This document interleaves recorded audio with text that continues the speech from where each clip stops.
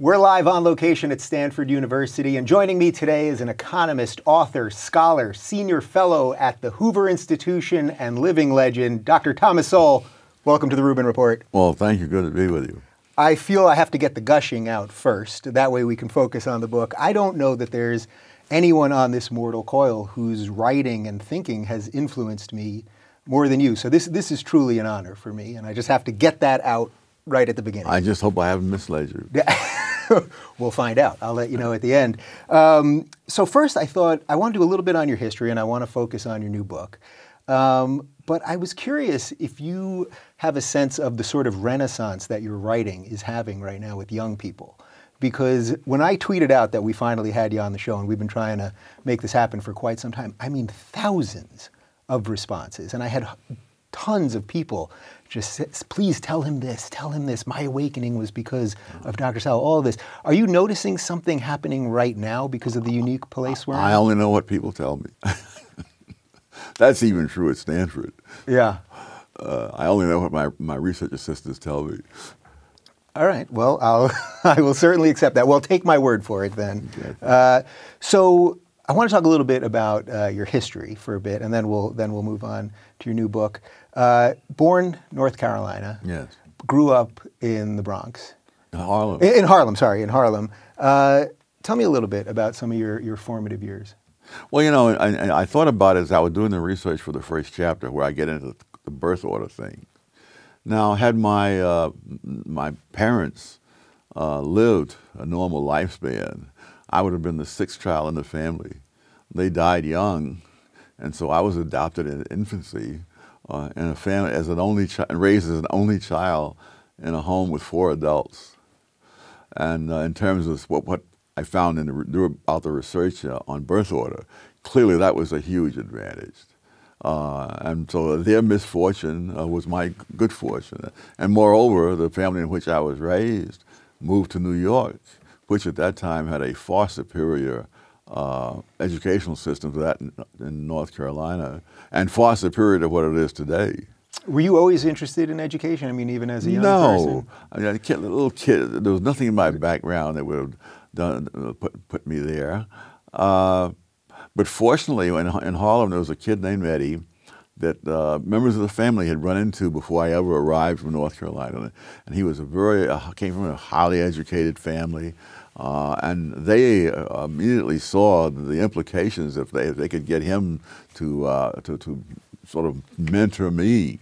And now, had I met Eddie on my own, chances are I would never have seen any significance. He would just have been one of the people I passed by.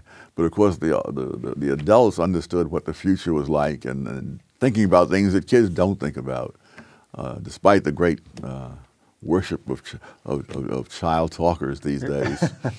And so he took me to a public library, and I had no idea what a public library was. Wow. I was 8 years old. And I saw all these books, and I had no idea why we were there when I didn't have any money to buy one book. And so what am I going to do with all these, hundreds of books up on the shelf? And he very patiently walked me through the whole thing. And again, I was very reluctant to take out a library card because I didn't know what all this is about. But he talked me into it, and I borrowed a couple of books. And really, had I not encountered him, the entire rest of the story could not have been the way it was. I mean, at some point I would have learned what a public library was, but by that point it would be too late. Yeah. I mean, when you start getting in the habit of reading when you're 8 years old, that's a different ball game than if you have to wait till you're a teenager and it's too late now. Dare I ask if you have any recollection what you might have taken out of the library at 8 years old? One of the books was the Dr. Dolittle books. I don't know if you even know what those are. He could talk to the animals. Yep. Alice in Wonderland, and the rest of them. But I came in on May, and school wasn't open until September, so I had no one to play with, and I was just bored to tears. Mm-hmm. And so I started reading, really for the first time, and I got the habit of reading. And on that, that made the rest possible. Yeah. Were there any other formative things that happened to you over those younger years? Yes, the same fellow was very knowledgeable about the school system. So when I finished elementary school and they assigned me to a junior high school in a very bad neighborhood, he told me that you can get transferred. And I, in fact, got transferred to a much better school. Had I gone to that other school, again, the story would have been entirely different. One of the themes of the early part of the book here is that there are a whole number of things you have to come together. And if you don't have all of those prerequisites, then whatever good qualities you have don't matter. And I mentioned illiteracy, that in the middle of the 20th century, something like 40% of the adults in the world were still illiterate. And so it doesn't matter what their native talent or any of that came along. You can't read. There are a whole lot of occupations you just simply can't get into. Yeah, so it's pretty clear from all the reading of yours that I've done, you put education basically is number one, right? I mean, is that the number one thing that you can do as a human being? Get educated? I guess, although I wouldn't carry it too far, because some of the most disastrous notions in the world have come from highly educated people with, I'm sure, high IQs. So perhaps critical thinking with a little education. I will settle for almost any kind of thinking. It's so rare these days. It is oddly rare. So one of the things that I found out that was sort of amazing about your history, you briefly mentioned it right before we started. You were a Marxist at one time in your life. Most people will find this hard to believe, but it is true. But it's not that unusual. Most of the leading conservative thinkers of our time did not start off as conservative. You had a couple like Bill Buckley and George Will. But I mean, Milton Friedman was a liberal and a Keynesian. Hayek was a socialist. Ronald Reagan was so far left, at one point the FBI was following him. So there's a huge movement from the left to the right as people get older. Yeah, I'm well aware, as I mentioned to you earlier, as a former progressive, I understand that movement in the modern sense. Do you remember sort of what you were thinking, what appealed to you at that time about Marxism? Yes, I mean, there was no alternative being discussed. My first job was as a Western Union messenger. And I would come home on some nights. I would take the Fifth Avenue bus, which cost all of 15 cents in those days. But I figured I'd splurge now and then. And I would drive. It would go all the way up Fifth Avenue, past all these Lord and Taylor and all these fancy places. And then across 57th Street, past Carnegie Hall, and down Riverside Drive, and that was sort of the Gold Coast area. And then as I came across this long viaduct, that turned into 135th Street, suddenly there were the tenements. And I wondered, why is this? I mean, it's so different. And nothing in the schools or most of the books seem to deal with that. And Marx dealt with that. So it's like winning an election when there's only one person running. So then what was your wake up to what was wrong with that line of thinking? Facts. Well, we could probably end the interview right there. Yeah, Facts. There you go. And specifically, my first professional job, I was a summer intern at the U.S. Department of Labor, and I realized from dealing with these people that the U.S. Department of Labor, one of my biggest concerns was about minimum wages. It has been for a long time.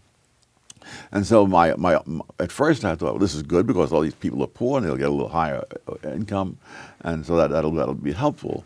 And then as I studied economics, I began to see, well, there's a downside. They may lose their jobs completely, so that is that.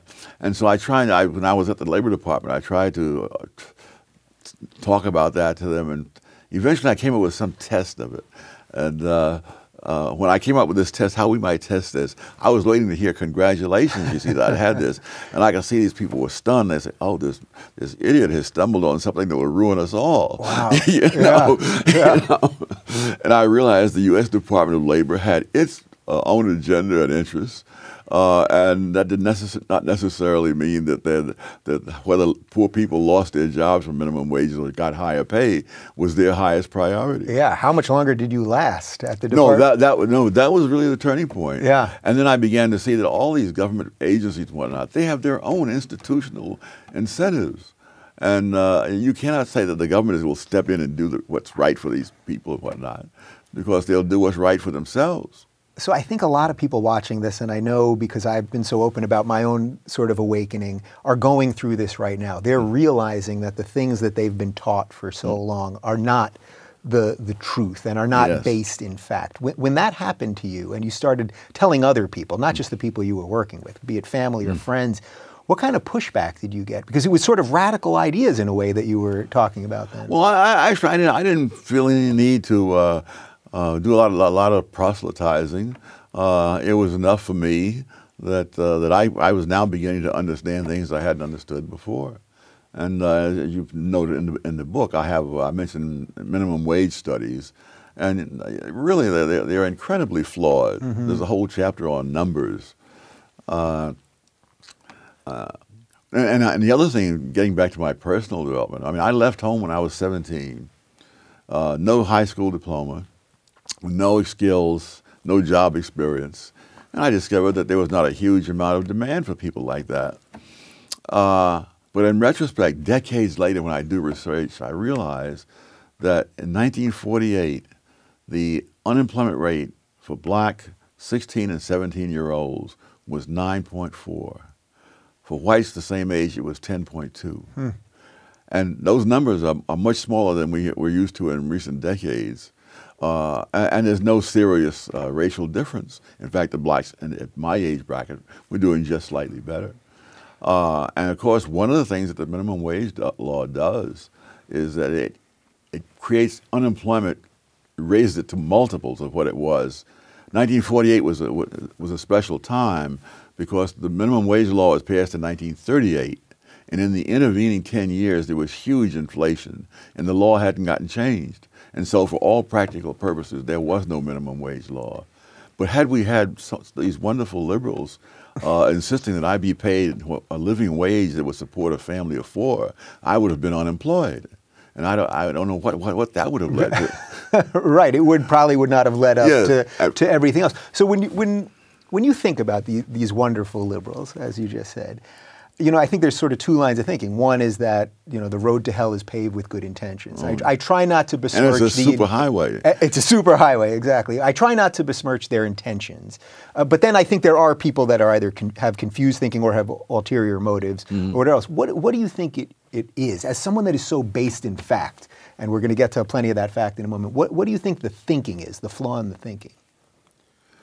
Oh, I think it's the idea that you don't have to check a good sounding idea against what actually happens.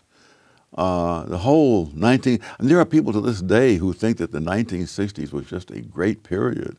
And I'll say to them, do you realize how many good trends, the murder rate among black males had been going down for 2 decades.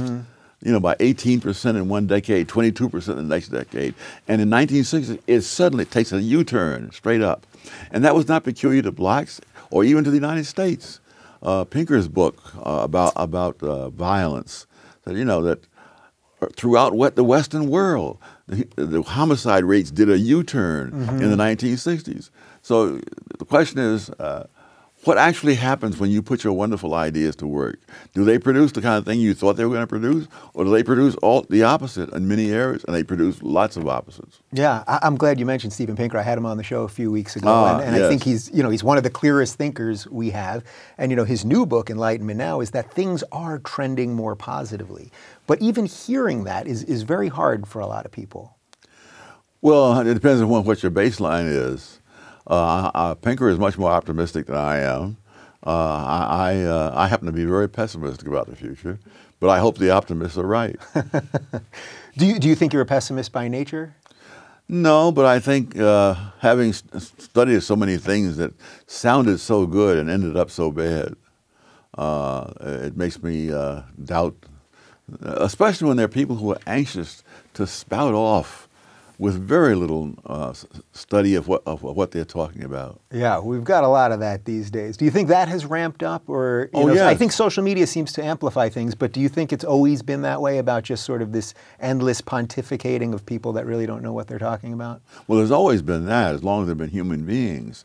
But the question is the magnitude of it, and the ability of various institutions to shut out any other viewpoint, and of which the universities are the worst examples. Yeah. That I mean, when I see the riots when Charles Murray shows up, and I happen to know Charles Murray. I mean, if you can demonize Charles Murray, you can demonize anybody. Yeah. I mean, and I listen to see what are they going to quote that he said.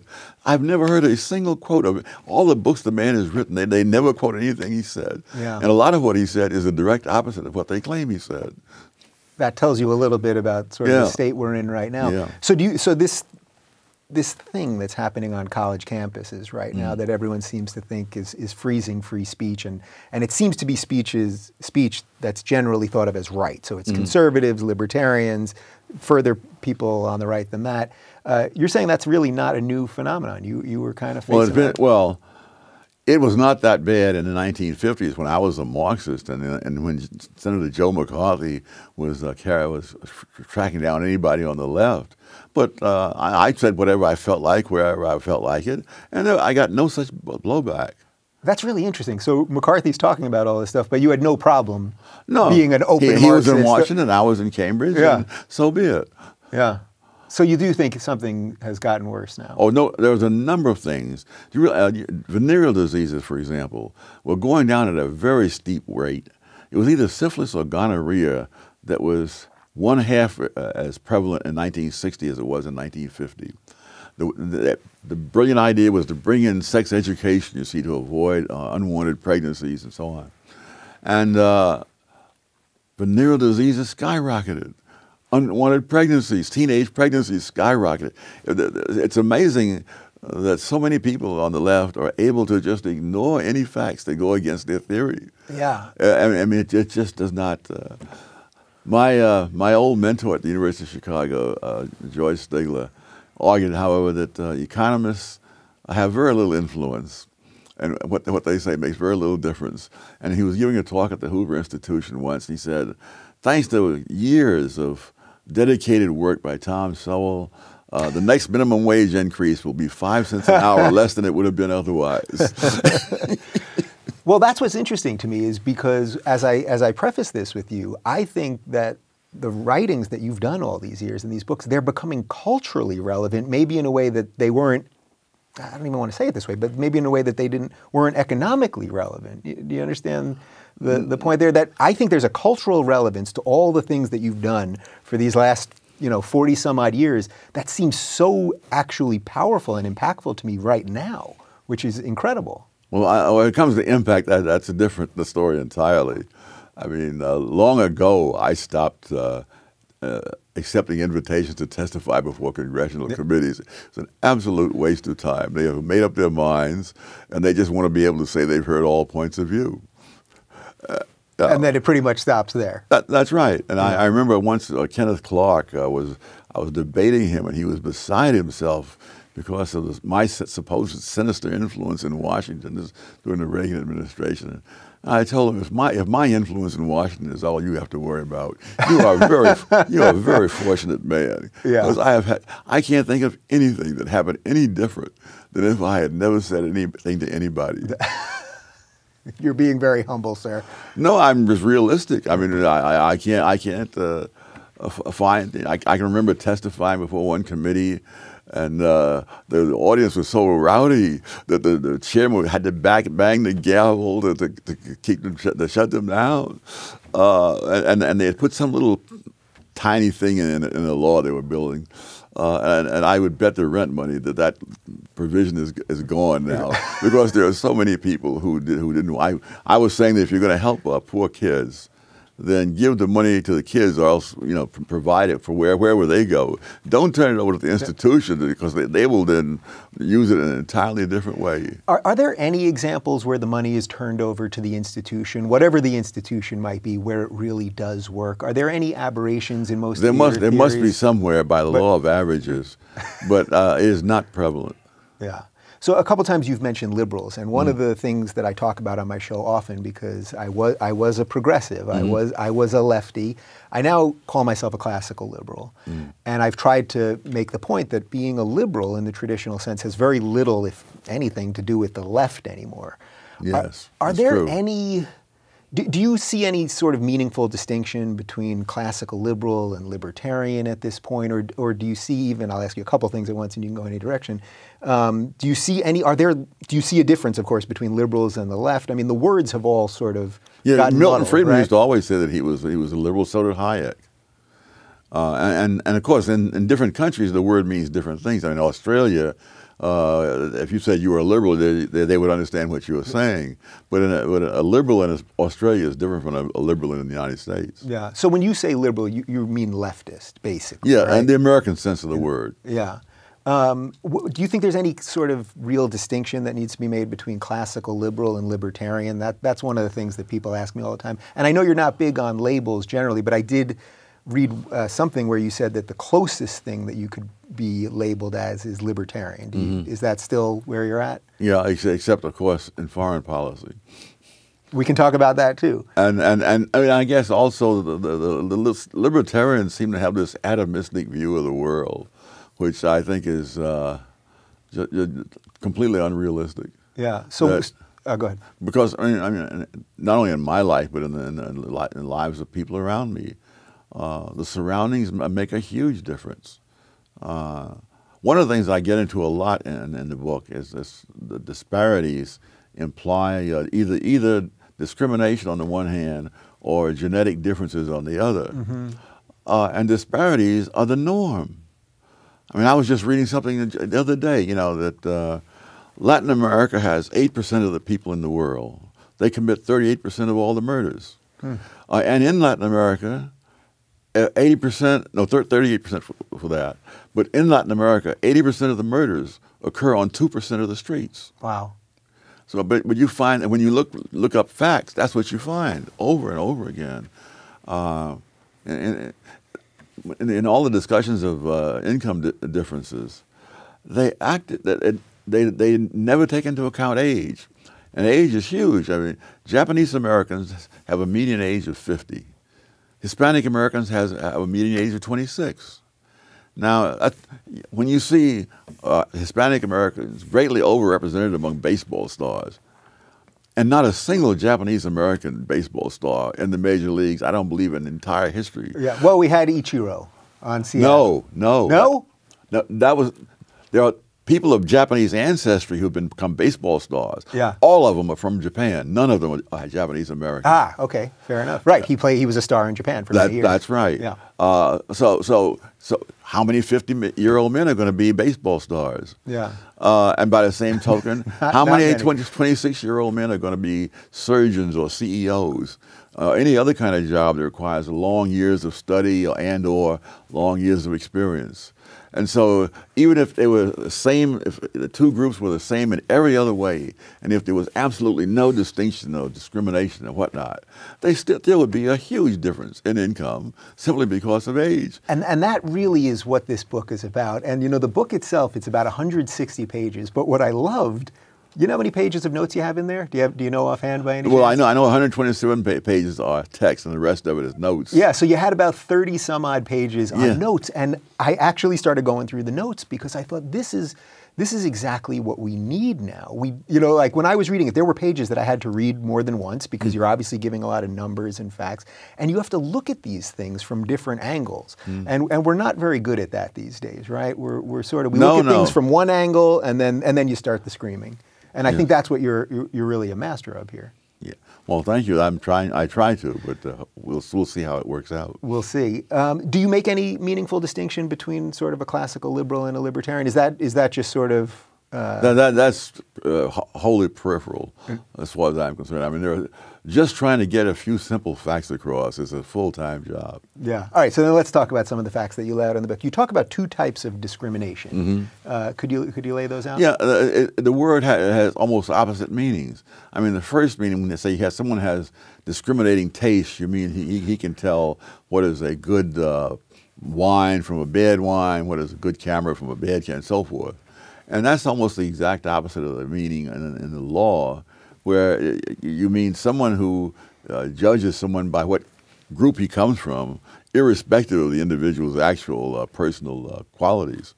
So those are two very different things. Ideally, you would like every person to be judged as an individual. But as a practical matter, that becomes impossible because the costs are prohibitive. Yeah. So I use the example where if you're walking down the street at night and you see a shadowy figure in an alley up ahead, I mean, do you judge him as an individual or do you cross the street and go across on the other side? Because the cost of judging him as an individual can be very high, including your life. So we make that distinction. But then I say I call that discrimination. Discrimination one is when you just have a very good understanding of what the facts are. And so if you judge each person as an individual, I call that discrimination 1A. Mm-hmm. And then if you judge them by the group they belong to, that's not as good, but that's discrimination 1B, but it's still based on some facts. Discrimination 2, which is what reason we have anti-discrimination laws, is that you don't worry about that at all. If he's someone that you don't like for whatever reason, then you biased against him. Yeah. Are you shocked when you look at what's going on right now and see so much talk about race all the time, so much talk about all of the things that separate us, the very things that you've been arguing against based in fact for so many years that seem in an odd way more, I don't think there's more racism now than ever or more of these dividers, but there's more talk about it. Yes. And it's devastating. I mean, wars in general are much easier to start than they are to stop. I mean, when that fellow in Serbia shot the Archduke, I mean, who knew that was going to cause millions of people around the world, including people from the United States about 10,000 miles away, are going to come over there and start shooting. Yeah, the Great War. Yeah, and you can't get and I'm worried about the current trade war. You start a trade war, you may never be able to stop it in the next decade. Because there are too many people involved, too many cross currents of interest and so on. What would you do about our school systems? Oh my goodness, I'll try to be rational. Do try. They are so awful. The public has no idea what. I'm reading a book about the schools, and the woman who's writing it, Diane Ravitch, is talking about how teachers have due process before they can be fired. Now, when you look into the facts of it, right down here in, I think it was Atherton, it cost $500,000 to fire one incompetent teacher. You don't have a big enough budget, And right. in New York, you have something called the rubber room. These are teachers who are so incompetent that the principals don't want them in the classroom. And they get paid full salary, and they show up, and they accrue pension rights and so forth. And the last time, I forget how many millions of dollars are spent a year in New York paying for teachers who don't teach, and in fact don't do anything but show up at the same time as if they were teaching, and they read magazines or whatever they feel like doing. And this farce goes on at a time when they don't have enough money to provide the kids with decent supplies. So how do we scale back this? I mean, we can talk about it through the lens of education, but in any area where the government has taken on a bigger role than it's supposed to, I think one of the things you hear all the time is it's sort of too late. I think a lot of people think it's too late to take back that government power. No, heavens, during the Reagan administration, that was the only time I know of when the Federal Register grew smaller, where they compile all the laws that have been passed in a given time. So it can be done. It's not easy, but it can be done. Someone once, there was some issue that Reagan was discussing, and someone said, it's complicated. He said, it's not complicated. It's just not easy to do. I mean, right now, one of the big farces out here talks about affordable housing, and they're appointing blue ribbon committees to look into why there's no affordable housing. And I think that's like appointing a blue ribbon committee to explain why the ground is wet after a rain. I mean, it's very simple. If you prevent people from building housing and the population is growing, you're going to have a housing shortage, and you won't have affordable housing. It's really, you know, economics 1 during the first 2 weeks. They're not very good at taking economics 101, I don't think. So would your answer be in almost every case to just scale back government, scale back regulation? No, it depends on what they're doing. There are some things that government is necessary to do. So what are those type of things that you... For security, first of all, having dependable laws. Some people think that if you're for free markets, that means you don't think the government should do anything. No. The free markets don't operate except within a framework of laws. That's wholly different from having them operate with politicians jumping in at unpredictable times to suddenly pass some new legislation. Yeah. What can we do right now? I mean, so really this would be about just sort of electing more libertarian-minded politicians then? I mean, is that really the only way we can change things, do you think? No, I think the main thing, people have to know what the facts are themselves. If everyone knew what all the facts were, I think you'd have an entirely different set of people elected. I can't believe that either of the presidential candidates in 2016 would have been the candidates if you had an informed public. Yeah, we're not very good at that. How much of this do you think is part of the media's fault? That's one of the things. Well, the media are mostly uninformed. No, they're not uninformed. They are misinformed. Mm-hmm. And they simply do not check the facts on large issues or small. Yeah. What can we do to fix that, do you think? I mean, I suppose this, right? But writing books like this. Well, but I think more fundamentally, the public that votes has to itself become informed and not be so easily stampeded by slogans and a few numbers thrown around, like, you know, women make X% of what men make, and so on. Yeah. When I was studying that some years ago, for example, I found out that young female doctors made much less money than young male doctors. And that seemed like very odd. And so, but when you look into it, you discover that young male doctors work an average of 500 hours a year more than young female doctors, and they get paid for the 500 hours. Mm-hmm. But there's no reason why the women and men should be doing the same thing. Their circumstances are different. So are there any laws that are in place right now that you believe are discriminatory one way or another towards any community or against any community? Oh, I would have to write a much larger book to cover them all. The minimum wage law is absolutely devastating. The policy of saying that you cannot have more kids from one ethnic group disciplined in the school than from another is nonsense. I mean, groups are different from each other in umpteen ways, and to have the presumption that they are the same except for the way they're treated is nonsense. It's never been true, and I don't know why we would think it's true here today. So I do sense that some of what you just said there is bubbling up into the national conscious, because I get a ton of email from black conservatives now, mm-hmm. people that feel that they haven't been represented fairly, or that the so-called leaders of the black community that are on television all the time are actually preaching the complete reverse of everything that you've said here. Yes. Do you sense that there is some sort of growing conservative movement within the black community? There was a time when that community consisted of me and Walter Williams. I know Walter used to say the two of us should never fly on the same plane, otherwise the whole movement will disappear if the plane goes down. Well, I mentioned to you before we started that Larry Elder caused my awakening because I was a progressive and I said something to him about systemic racism on air, and he beat me senseless with facts. And I had to go back and reassess what was wrong with my thinking. Well, you know, in one of the chapters there, I have a little section about the era of apartheid in South Africa.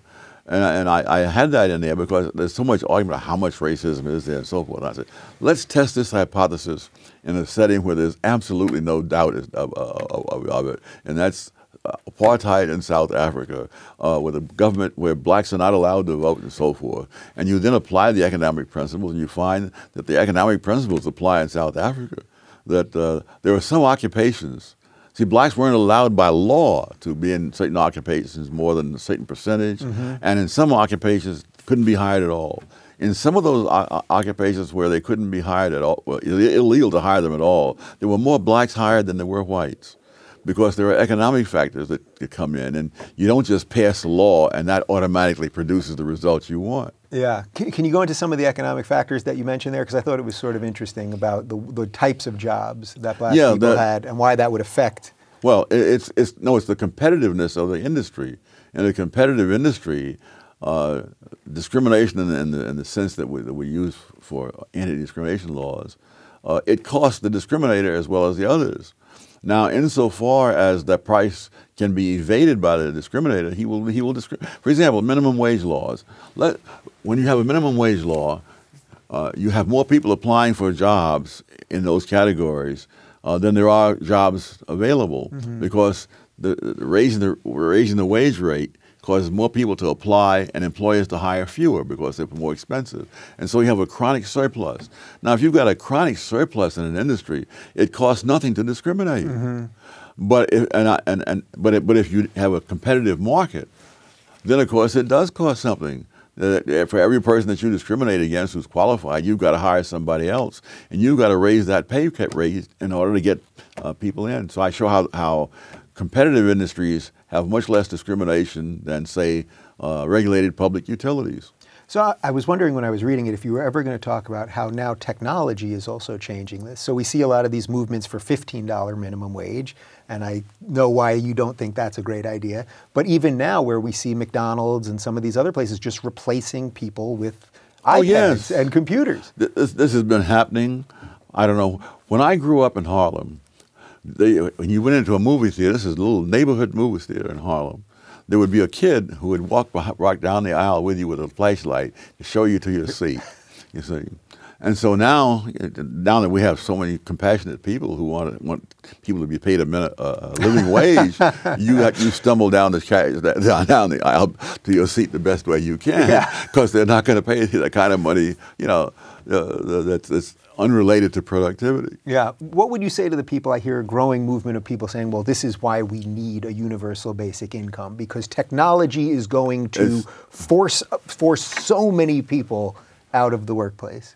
Oh, that argument has been made for centuries, and it's been proven wrong for centuries.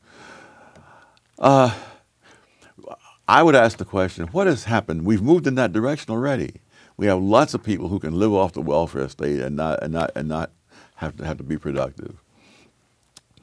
And how are they better people as a result of that?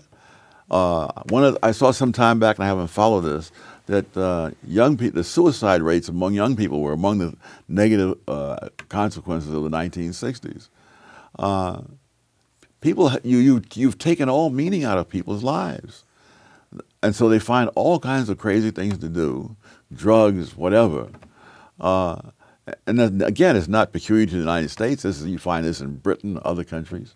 And so, again, people who say this almost never look at any facts about what's happened as we expanded the welfare state. Did people behave better? No.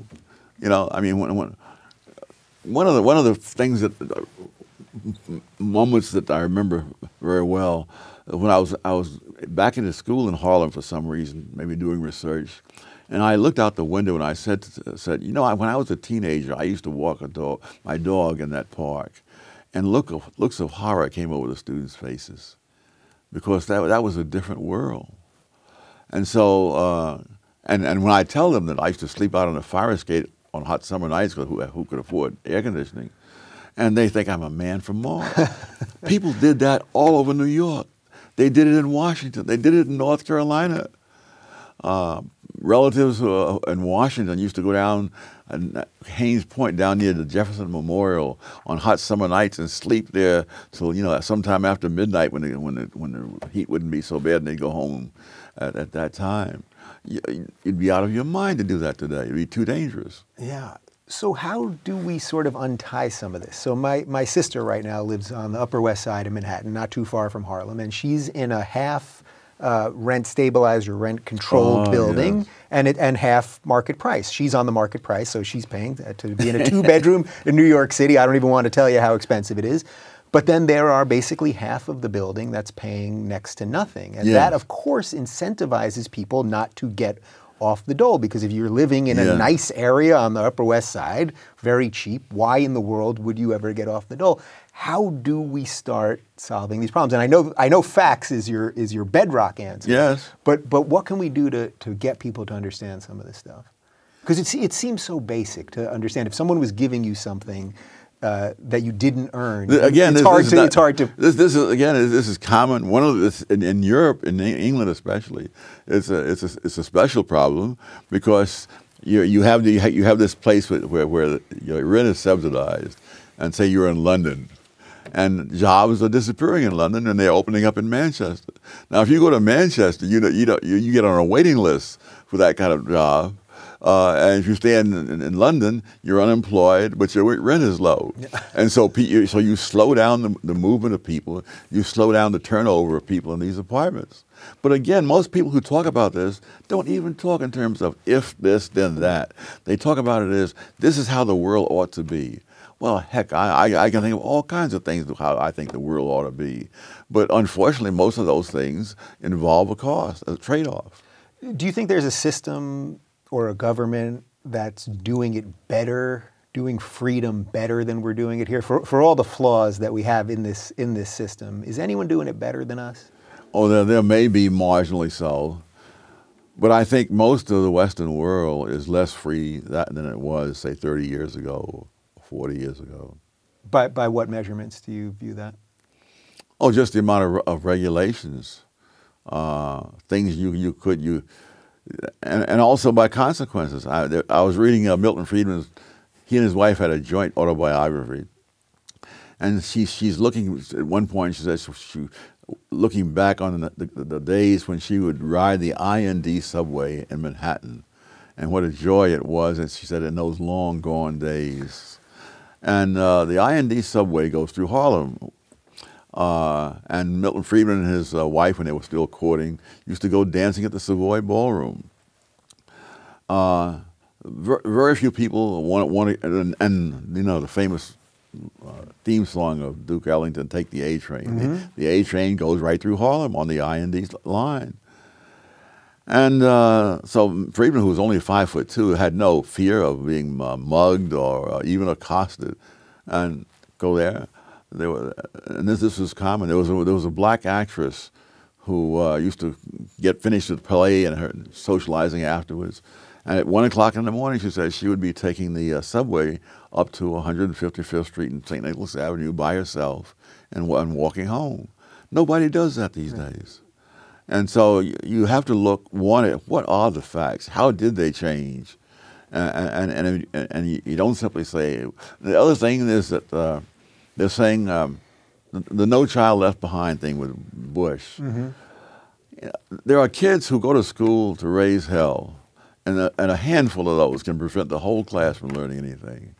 Now, the logical thing would be to separate those kids out and let the ones who want to learn something. You can't do that because the ideology says no. And so you sacrifice whole generations of poor and minority kids for this ideology and this utopian notion. Yeah, and we end up in an odd dystopia, probably. Yeah, and Milton Friedman used to say, the best is the enemy of the good. Yeah. And of course, it would be better if everybody could be educated at the same time. It can't be done. So as someone that has survived the arrows and the venom that the left can throw at you, because I see a lot of this these days, I see even what they say to me, I get a lot of email from people saying, how can I be brave enough to do it? And I think it's particularly a unique situation for minorities that consider themselves conservative or libertarian or a little bit to the right. So I've mentioned Larry Elder before, and of course you and my friend David Webb, and there are some more black conservatives than perhaps there used to be. Oh, no question about it. What would be, if someone's watching this right now and just needs that little extra bit of courage to start saying No, what they no, believe? no, no. You have to look at the circumstances. I mean, I've advised some young people, do not go into teaching in public schools, because the odds are so stacked against you, and people can write bad references for you, especially when you're young, and what they say about you is all that someone sees. Now, by the time I was teaching at some of these schools, I remember one place where the department chairman used to threaten one of my colleagues that he wouldn't write good references for him. I'd published stuff while I was still in graduate school. I had Milton Friedman and George Stigler to write references for me. What this guy said there as chairman of the department wouldn't matter a bit. But most people don't have that situation. No. And so you have to pick your fights. So I want to, time is limited here. I want to mention one thing that you say right at the end of the book, that really what we need more than anything else, perhaps, is common decency. Yes. And we've kind of lost that. It isn't common anymore. I mean, when I was going to school and we'd have fights on the schoolyard grounds, when one guy was clearly beaten, whoever was the toughest kid in the crowd would simply step in and stop it. Yeah. And the other guy said, "You want to fight? You can fight me." You know. That's what we need in the public square now. Yes, yes. But I mean, it's only so much the police can do. If you don't have common decency, the cops are not going to be able to handle it. And especially when everyone is second guessing it. I love it when people who have never fired a gun in their lives say, "Why do the cops fire so many guns?" Now, at one time, I taught pistol shooting in the Marine Corps. It doesn't surprise me in the slightest that they fired so many things under those conditions. But people can't be knowledgeable about everything, but they can be knowledgeable about the extent of their own ignorance, even if they have PhDs. Sir, this has been a true honor and a pleasure, and I know, I can see it in your eyes, even the sort of humility that you have and humbleness, but you've affected so many people and are still continuing to affect so many people, and I hope that we might have just given that a little extra bump today. So I'm truly honored that you took the time today. Well, thank you very much.